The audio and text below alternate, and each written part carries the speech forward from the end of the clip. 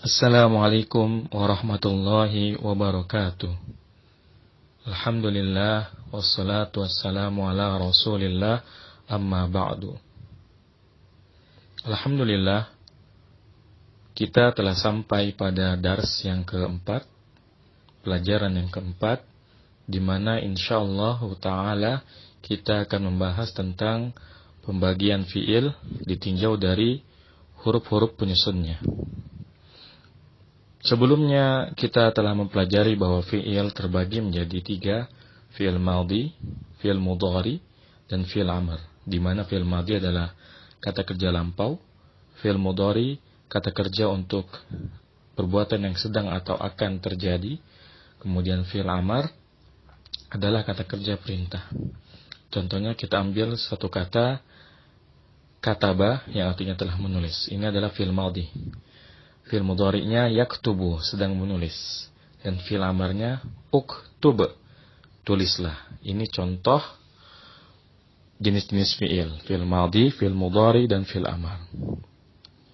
Seluruh fi'il ini nantinya akan terbagi lagi menjadi dua bila ditinjau dari huruf-huruf penyusunnya. Yang pertama disebut dengan fi'il sahih. Yang kedua disebut dengan fi'il mu'tal. Jadi fi'il ditinjau dari huruf penyusunnya dibagi menjadi dua.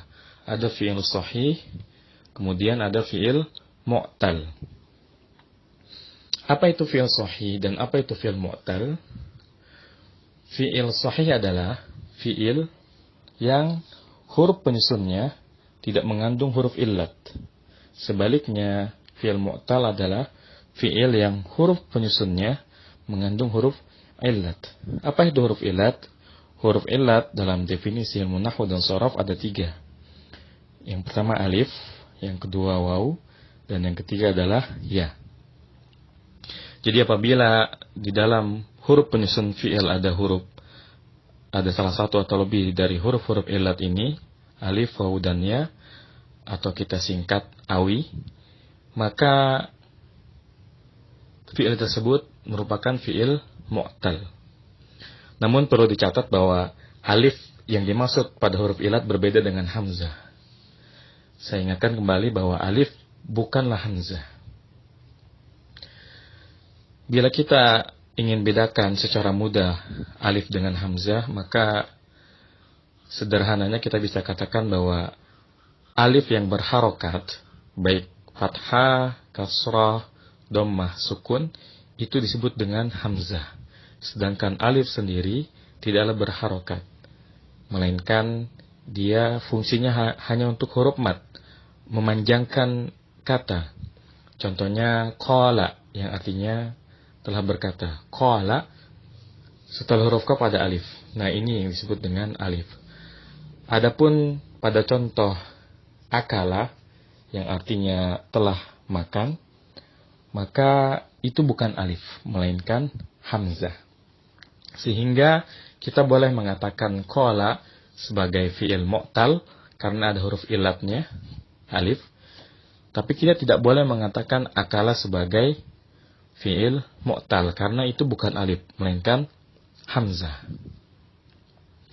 Contoh lain untuk fi'il sahih sangat banyak dan memang sebagian besar fi'il itu sahih. Artinya tidak mengandung huruf illat. Contohnya adalah yang tadi saya sebutkan, kataba, telah menulis. Jelas bahwa telah menulis dalam bahasa Arab ini, kataba tidaklah mengandung huruf illat. Kataba, maka kataba disebut dengan fi'il sahih. Contoh lain, nazara, yang artinya telah melihat. Nazara bukan fi'il mu'tal, tapi ya fi'il sahih karena tidak ada huruf illatnya. Ini contoh fi'il sahih. Adapun contoh fi'il mu'tal, yang pertama tadi sudah saya sebutkan qala. Di mana mu'talnya? Setelah huruf qaf ada alif, maka qala menjadi mu'tal. Disebut dengan fi'il mu'tal. Kemudian contoh lainnya soma. Soma yang artinya puasa. Telah berpuasa. Kita lihat setelah huruf shad ada alif. Soma. Maka kata soma, fi'il madhi soma itu termasuk fi'il mu'tal.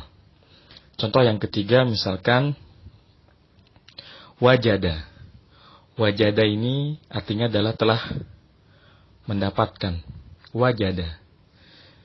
Ini fi'il mu'tal, kenapa? Karena ada huruf wawu di depan sebelum huruf jim. Wajada. Sehingga wajada disebut juga dengan fi'il mu'tal.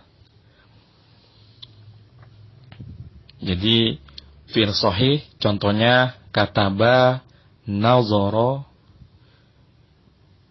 Kemudian fi'il mu'tal contohnya qala, soma, wajada. Jadi membedakan fi'il mu'tal dari fi'il sahih sangat mudah. Tinggal melihat apakah ada huruf ilat baik alif, waw, ataupun ya. Kemudian satu contoh lagi, tadi saya baru menyebutkan contoh fi'il mu'tal yang alif dan waw saja. Qala, soma itu yang alif, kemudian yang waw, wajada. Satu lagi yang ya, contohnya fi'il madhi radiyah yang artinya adalah telah meridhai. Kita lihat di situ ada huruf ya di akhir fi'il tersebut. Sehingga radiyah termasuk fi'il mu'tal juga.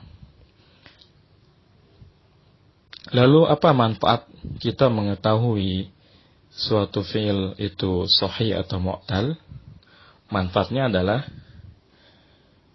dengan mengetahui sebuah fi'il sahih atau mu'tal, maka kita akan mengetahui bentuk tasrifnya. Kenapa? Karena tasrif fi'il sahih dengan tasrif fi'il mu'tal itu berbeda. Tasrif atau perubahan kata fi'il sahih dengan perubahan kata fi'il mu'tal itu berbeda. Contohnya untuk kataba, fi'il madhi kataba, fi'il mudhari'nya adalah yaktubu.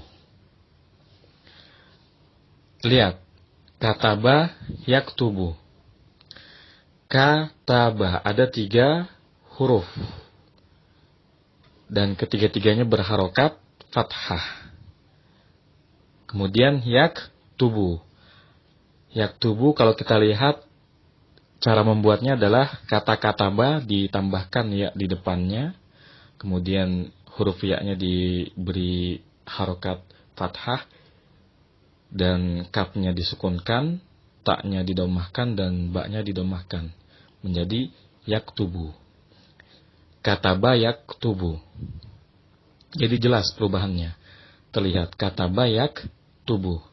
Tetapi ketika kita membahas huruf fi'il mu'tal, maka di situ ada sedikit perbedaan. Contohnya qala. Qala ini memang 3 huruf. 3 huruf ya. 3 huruf. Tetapi lihat bahwa kata qala ini yang berharokat cuma 2, yaitu qaf dan lam saja. Sedangkan alifnya tidak berharokat. Qala. Seakan-akan ia bukan fi'il. Sebagaimana kita ketahui bahwa fi'il madhi wajib tersusun dari 3 huruf dan pada bentuk asalnya harus semuanya berharokat fathah. Makanya kalau kita lihat contoh-contoh fi'il madhi di bagian terakhir dari buku Panduan Ilmu Sharaf untuk pemula yang kita jadikan sebagai buku diktat, semua fi'il yang ada di contoh tersebut barisnya fathah semua dan semuanya 3 huruf. Contohnya kataba telah menulis, nazara telah menolong, doroba telah memukul, kemudian nasara telah menolong, kemudian qa'ada telah duduk. Itu semuanya 3 huruf dan semuanya berharokat fathah. Berbeda dengan fi'il mu'tal, di mana dia tidak terlalu nampak 3 hurufnya dan tidak nampak harokatnya. Contohnya qala. Qala, ya. Memang 3 huruf, qaf, alif dan lam, tapi kita tidak bisa melihat dengan jelas bentuk fi'il madhinya karena yang berharokat hanya 2 saja, qaf dan lam.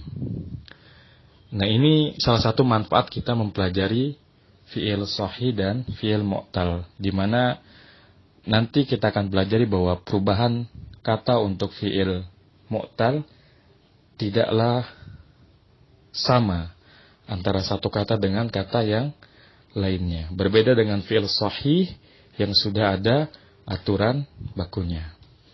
Ya, saya rasa untuk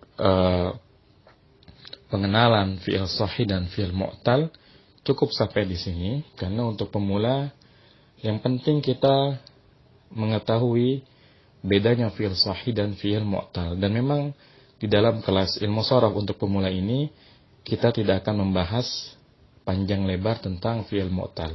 Semua fi'il yang kita bahas dalam pelajaran ilmu sharaf untuk pemula ini merupakan fi'il sahih saja.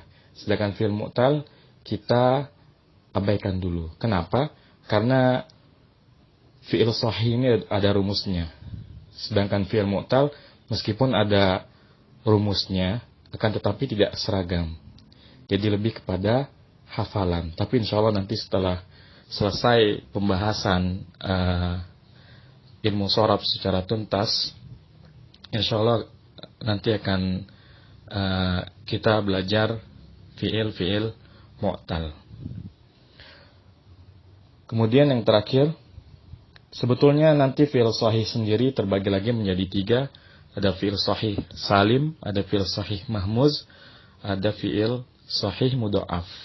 Begitupun dengan fi'il mu'tal terbagi lagi menjadi 5. Ada fi'il mu'tal misal, ada fi'il mu'tal ajwaf, kemudian fi'il mu'tal naqis, fi'il mu'tal lafif mafruq, dan terakhir fi'il mu'tal lafif makrun. Akan tapi sebagaimana saya katakan tadi, untuk tahap pertama kita tidak perlu mengetahui nama-nama atau istilah-istilah yang lebih spesifik dari fi'il sahih dan fi'il mu'tal. Insyaallah dengan hanya mengetahui ini fi'il yang sahih, ini fi'il yang mu'tal, itu cukup untuk fase pertama dalam mempelajari ilmu sharaf. Kesimpulan dari pelajaran kali ini bahwa fi'il ditinjau dari huruf penyusunnya terbagi menjadi fi'il sahih dan fi'il mu'tal.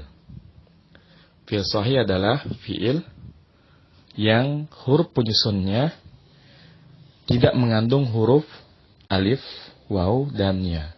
Sedangkan fi'il mu'tal adalah fi'il yang huruf penyusunnya mengandung huruf alif, waw, dan ya. Demikian insyaallah cukup untuk pelajaran yang keempat. Semoga bermanfaat. Wassallallahu ala nabiyina Muhammadin wa ala alihi wa sahbihi wasallam. Subhanakallahumma bihamdika asyhadu an la ilaha illa anta astaghfiruka wa atubu ilaik. Wassalamualaikum warahmatullahi wabarakatuh.